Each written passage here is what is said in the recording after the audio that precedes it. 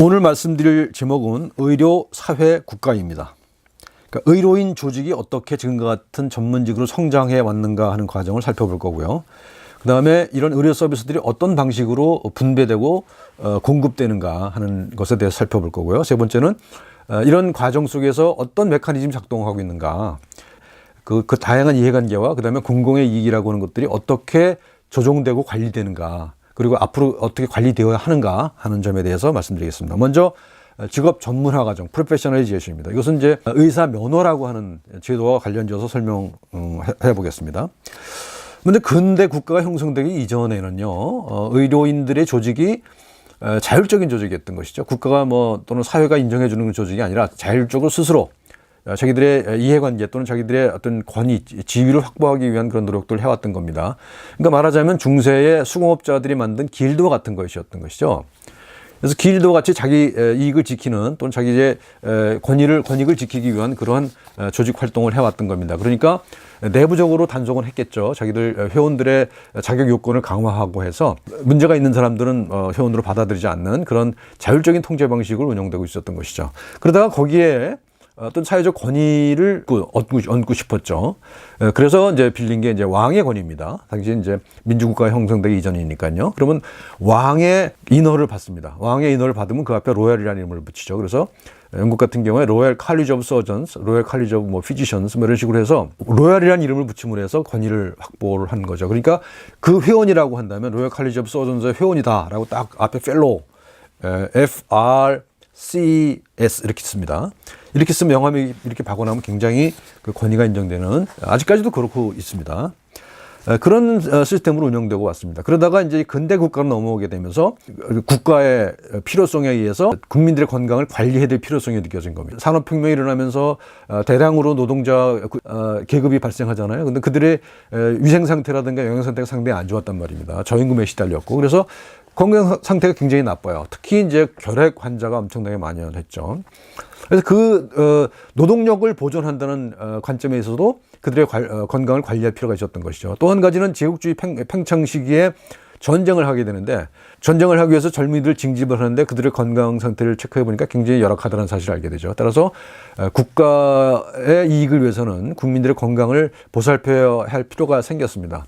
물론 인도적인 이유에서 한 측면도 있습니다만, 인도적인 동기와 더불어서 그런 사회적 역학관계, 사회적 필요가 있었던 겁니다. 그래서 이제 면허라고 하는 것이 만들어집니다. 이게 제일 먼저 만들어진 건 프랑스인데, 프랑스는 아시다시피 프랑스 대혁명이 있잖아요. 프랑스 대혁명이 있으면서 사회의 모든 분야에서 대대적인 개혁이 일어나죠. 의료 제도에 있어서도 그런 개혁이 일어나서 1802년도에 최초로 국가 면허 제도가 시행된다고 그래요. 국가 면허, 그러니까 국가가 의료인들의 자격 여건을 관리하는 그런 시스템이었던 것이죠. 한편 미국 같은 경우에는 국가의 힘이 굉장히 약했죠. 자유시장 경제가 이제 기본으로 되어 있기 때문에, 따라서 이제 의료 서비스에 관련돼서도 역시 자유시장 논리가 그대로 적용됐던 겁니다. 여러 차례에 걸쳐서 전 국민 보험을 도입하려는 노력이 있었습니다만, 그때마다 이런 그 자유시장 경제 논리에 막혀서 번번이 실패하고 말죠. 그래서 프랑스 같은 나라는 이제 국가 통제, 국가가 면허를 관리하는 그런 시스템이었었고요. 미국 같은 경우는 자유시장 경제에 맡겨졌던 그런 시스템이었습니다. 또 한편으로는 구공산권, 여기는 거의 완전히 국가가 장악하는 그런 시스템이었던 것이죠.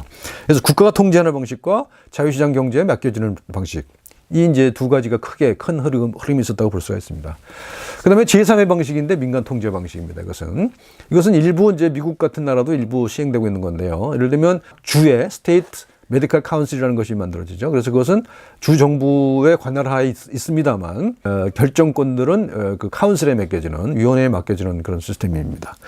더 대표적으로는 영국의 시스템인데요. 영국은 GMC, 제너럴 메디컬 카운슬이라는 것을 운영을 하는데, 거기는 의료와 관련된 모든 정책, 그러니까 의료인 교육부터 시작해서 의료 정책, 면허 관리, 면허를 부여하고 사후 관리까지 모든 것들을 관리하는 그런 방식으로 되어 있습니다. 그러니까 이것은 국가가 지원하지만 민간 조직에 의해서 이제 운영되는 그런 민간 통제 방식입니다.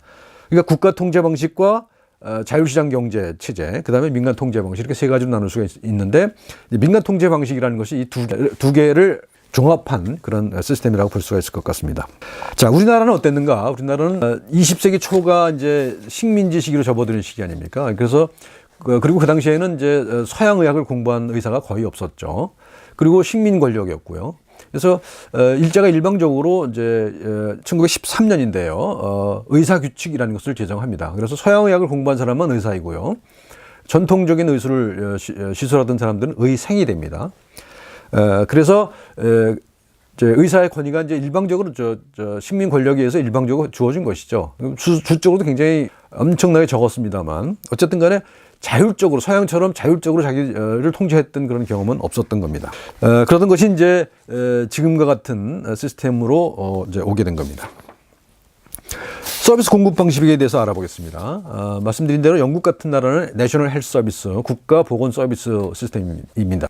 인두제가 이제 기본으로 되어 있고요. 그러니까 내가 개업을 하고 있으면 나한테 등록한 환자 수에 비례해서 이제 내가 수당을 받는 그런 형식인 것이고요. 거기 더해서 점점 자본주의적인 요소가 도입되죠. 그래서 내 경영 성과에 따라서 내가 이익을 보장받는 그런 시스템들이 도입되고 있습니다. 독일 같은 나라는 질병기금을 운영한다고 그래요. 질병에 걸렸을 때, 병에 걸렸을 때 그것을 보조하는 그런 방식, 기금을 만들어서 기금에서 운영하는 그런 방식이고요. 프랑스는 일단 환자가 지급하고 나중에 환불 받는 형식으로 가고 있다고 합니다. 아시다시피 미국 같은 경우는 이제 기본적으로 자율시장 경제에 맡겨져 있고요. 그래서 이제 엄청나게 비싸다는 건 다 알려져 있는 것이죠. 그래서 굉장히 비효율적이다라는 지적들이 많이 일고 있는데도 불구하고 그 개혁이 쉽지 않은 그런 상황입니다. 거기 더해서 이제 그런 그 자율시장 경제만 있는 것이 아니라 메디케어, 메디케이드라고 하는 시스템이 있습니다. 대개 주정부가 운영합니다만 메디케이드는 빈민층, 그다음에 메디케어는 고령층을 대상으로 정부가 제공해주는 그런 시스템입니다. 우리나라 같은 경우에는 이제 1963년입니다. 그때 임의보험인 제도가 도입됩니다. 근데 이때 1인당 국민소득이 $209였다고 그래요. 그러니까 굉장히 열악했죠. 그러니까 보험을 시행할 수 있는 그런 경제적 여력이 없었던 겁니다, 사실. 그러니까 강제보험을 할 수가 없었고 임의보험으로 의료보험법이라는 것을 만들어서 의료보험을 실시할 수 있도록 만드는 것이죠. 1977년에 오게 되면 강제보험이 도입됩니다. 그래서 모든 국민이 다 해당된 게 아니고요. 사립학교 교직원과 공무원, 그 다음에 500인 이상의 사업장에서 근무하는 사람들을 대상으로 해서 의료보험이 실시가 됩니다. 그 다음에 79년에 300인 이상, 81년에 100인 이상, 83년에 16인 이상으로 확대가 되고 1989년에 전 국민으로 확대가 됩니다. 77년에 강제보험이 도입될 때 우리 국민소득이 $1,012였다고 그래요. 그 다음에 전 국민 보험이 시행됐던 89년에는 $5,000에 육박합니다. 그러니까 점차적으로 국민소득이 확대되면서 이런 보험을 실시할 수 있었던 것이 되죠. 그리고 2000년대에 오게 되면은 지역이나 직장 이렇게 쪼개져 있던 의료보험 조합을 단일화해서 건강보험으로 만듭니다. 그래서 단일 사업자가 되죠. 그래서 지금에 이르고 있습니다.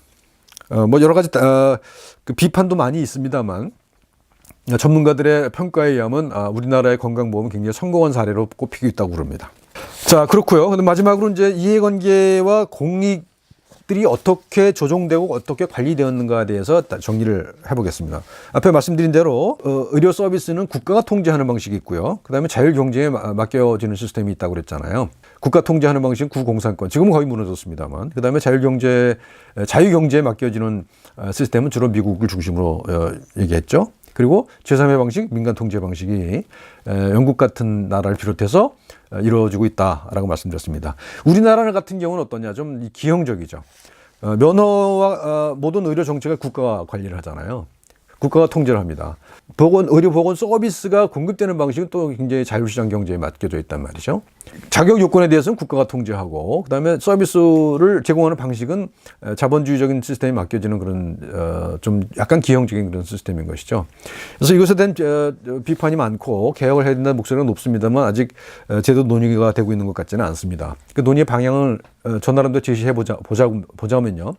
일부 의사단체들이 자율징계권 같은 걸 달라고 요구를 하고 있는데, 앞서 말씀드린 대로 우리는 의료인 조직들이 자율적으로 자기 스스로를 통제했던 그런 경험이 없습니다. 그리고 더군다나 국민들의 신뢰를 확보했다고 하기에 또 어려운 상황인 것 같아요. 그래서 자율 통제권을 의사 집단에게 주기는 어려울 것 같고요.